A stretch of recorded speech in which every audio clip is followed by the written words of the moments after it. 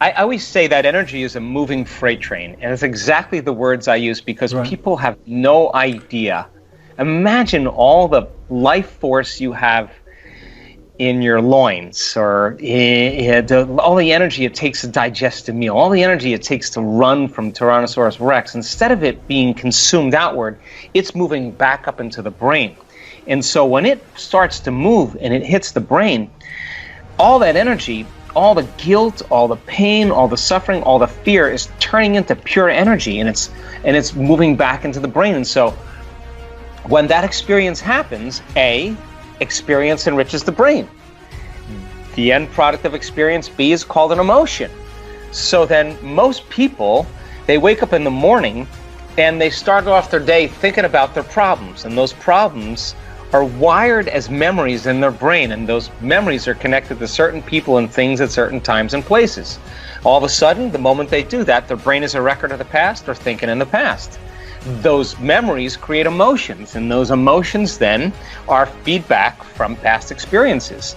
So the whole entire state of being of a person is in the past. And you say to the person, why are you feeling so bad? Well, I had this event that happened to me 25 years ago, or 10 years ago, or last week, or 6 months ago. And what that means is they haven't been able to change since that event. So now you have an inner event that's more powerful than the past betrayal or trauma, the past shock. And the energy from that event is capturing all your brain's attention. But it's not coming from your outer world.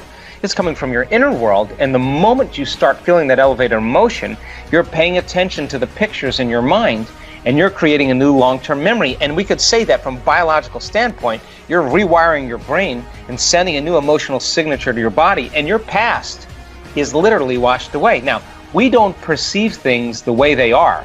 We perceive things the way we are. So the moment your brain gets upscale neurologically and you start feeling differently, your spectrum of reality is going to change, because you're no longer viewing your future through the lens of the past. And the side effect of that is psychological healing. It's emotional healing. It's people get their hearing back, people get their eyesight back, people get their cancer to go away, all their skin conditions disappear. I could go down the list in 1 second. In 1 second, they get a biological upgrade. If you're not being chased by a predator, and it's no longer the coworker who's working next to you, but if you're thinking about your bank account, and you're thinking about your enemy, and you're feeling hatred, and you're feeling fear, then you're turning on the stress response just by thought alone. And it's a scientific fact that the hormones of stress long-term downregulate genes and create disease. So if your thoughts can turn on the stress response, and the stress response pushes the genetic buttons that create disease, then your thoughts can make you sick. So the question is, if your thoughts can make you sick, can your thoughts make you well? So if 95% of those thoughts are unconscious thoughts, then it makes sense then that people could be a good person. They could really be a wonderful person, but they got a program running behind the scenes of their awareness that is signaling the body emotionally, and that program is programming a gene. So then if 70% of the time people live by the hormones of stress, then more than likely most effects in our life, most things in our life that stress us wind up as emotional or psychological stress. 75 to 90% of every person who walks into a healthcare facility walks into a doctor's office in the Western world because of emotional stress. That's 9 out of 10 people, or 8 out of 10 people. Then you got to say to a person, man, we have to start addressing our emotional reactions. So yeah, and if your immune system is beat up because of the hormones of stress, and now you're sensitive to everything. You may have food allergies, you may have a rheumatoid arthritis, you may have MS. Those are all immune-mediated conditions.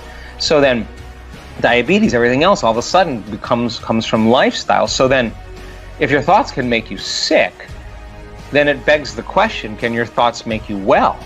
So now, it's not enough to just think a positive thought. As I said, if you're feeling really negative, you gotta open your heart, because if you're saying I'm wealthy, I'm wealthy, I'm wealthy, I'm healthy, I'm healthy, I'm healthy, but you're feeling bad, that thought is never gonna make it past the brainstem to the body. It's gonna stop right there.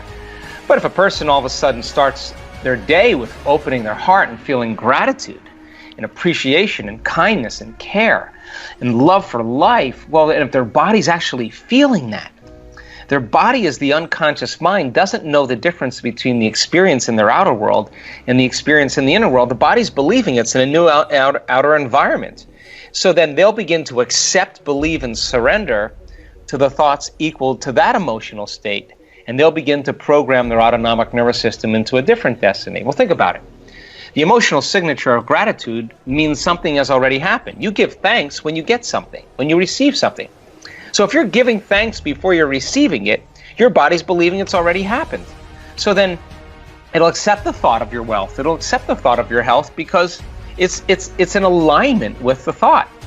So then if a person does that enough times and they're walking around in a state of gratitude, then they're going to feel like their future has already happened. And if they feel like their future has already happened, they're less likely to try to force outcomes and control outcomes or try to predict outcomes because they're no longer living in anxiety and fear. They know. And so teaching people how to do that and sustain the state with their eyes open is what 2018 is about in our work.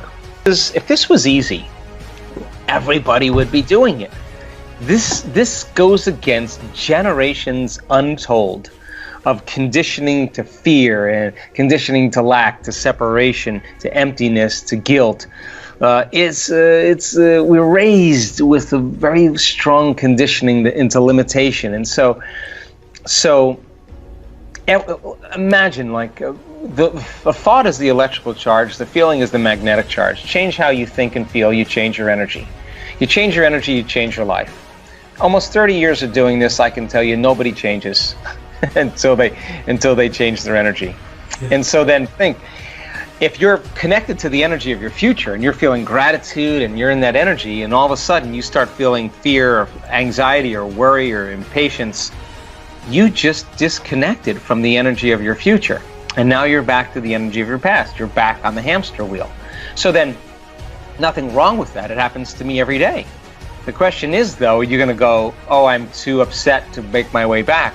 Well, no, you're doing the meditations to become so familiar with that energy that you can say, give me a minute.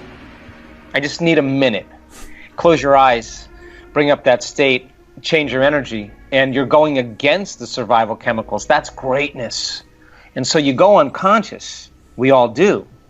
But then you got to make your way back and become conscious again. And the act of doing that enough times, it's unnatural. But if you keep doing what's unnatural over and over again, you'll become supernatural. That's exactly the whole purpose of this.